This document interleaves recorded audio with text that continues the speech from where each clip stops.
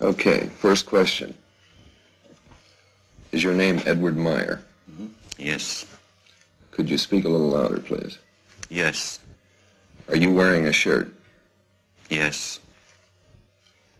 Do you live in Switzerland? Yes. Have you taken photographs of Pleiadian spacecraft? Yes. Do you ride your moped? Yes. Do you receive your mail at Schmidt-Rudy? Yes. Did you fake the photographs taken at Ober-Sadeleg with a model suspended... No. Wait till the answer, or wait till the question is finished. Suspended by a string? No. Let's do that one more time, okay? Wait till I finish.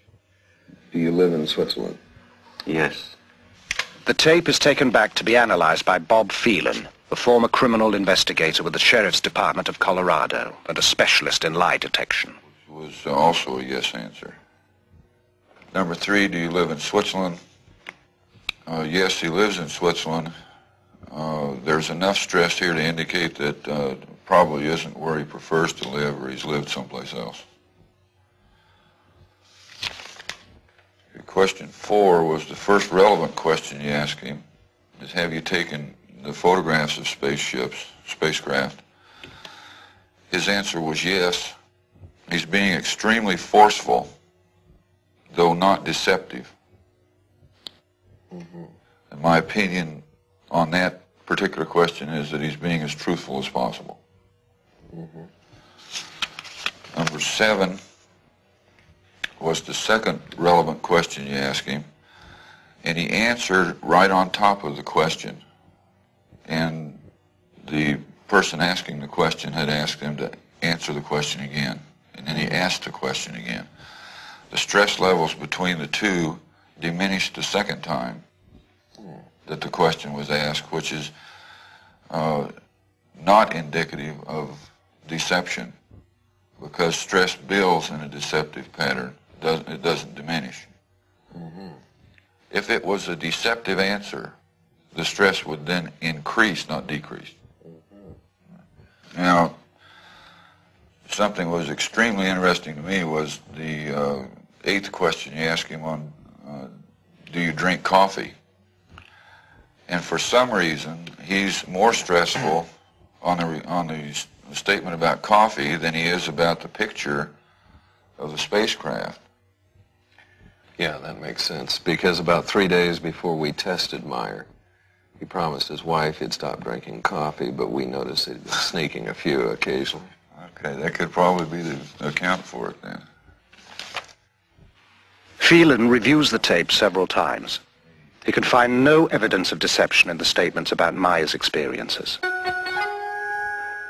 Much of Meier's film has been lost or stolen, but the remaining sequences are, as promised, the most astonishing ever released.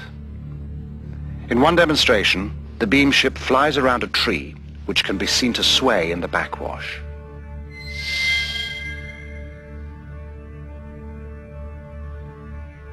Once again, in slow motion.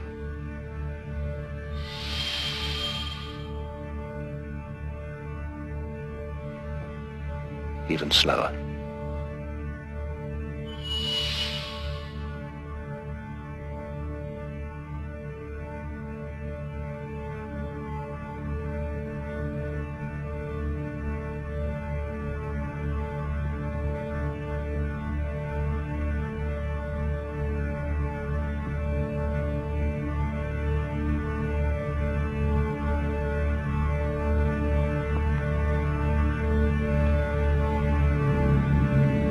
Later, Semyasi brings a new beam ship to pose for Meier's cameras. A variation quite unlike anything he has seen before.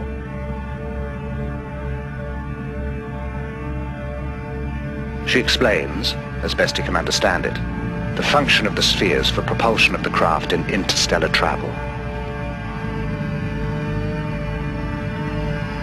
The sound of the new beam ship shows marked differences to the sounds of the other variation craft. Meier tapes these as well.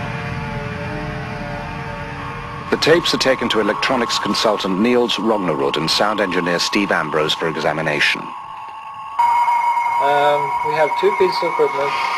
One measures the signal we're listening to in the time domain, the top one here, and the bottom one is measuring the frequency components of the signal.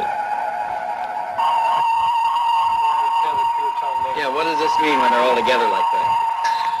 What you have is you have many tones happening at the same time, and right now they're aligned. Now they're disaligning. They're out of alignment. They're very much out of alignment.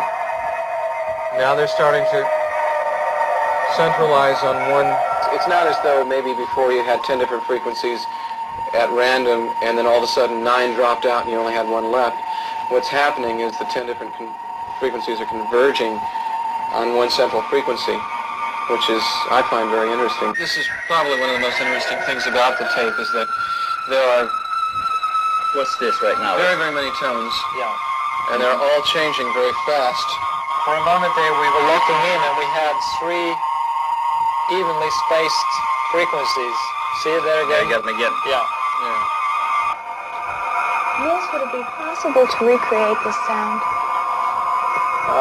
To be honest with you, I personally don't think so.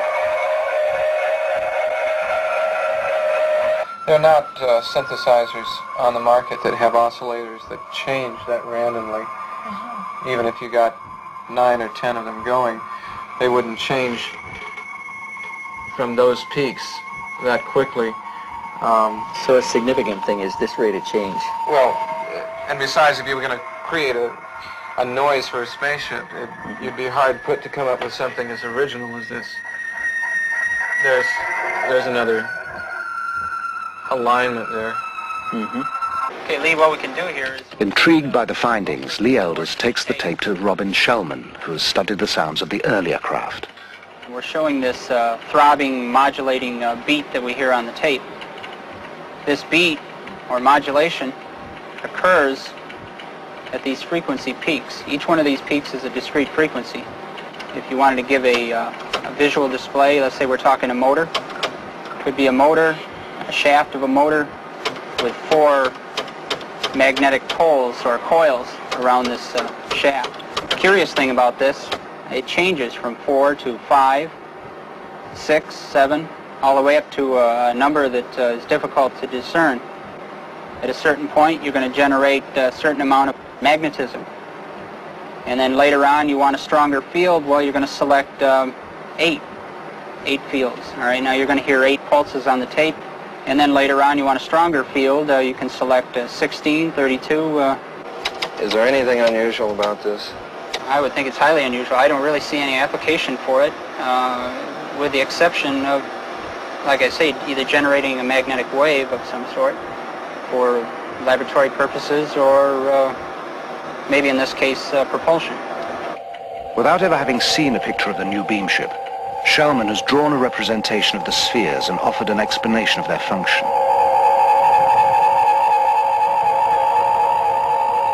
The tapes hold still another surprise. And also, another interesting point to note here is we have a steady, there seems to be a steady pattern all throughout all of this random signal. It seems to be a level change very steadily in around 5 to 10 cycles per second, which happens to be in the area of the natural magnetic resonance of Earth, also called the Schumann resonance. Is that significant in any way? It could be. It's just interesting to note the correlation there. The peculiar correlation is something strange. I mean, why would the correlation be there? Yeah. You can see it on the oscilloscope. Meier says the beam ships can ride the magnetic field of the Earth. Rognerud's findings seem to bear this out. Going back to computer models of previous beam ships, simulation of the revolving lights reveals a kind of pulsing that matches the varying frequencies. Analyst Jim Dilatoso is convinced that the sound and light frequencies are related.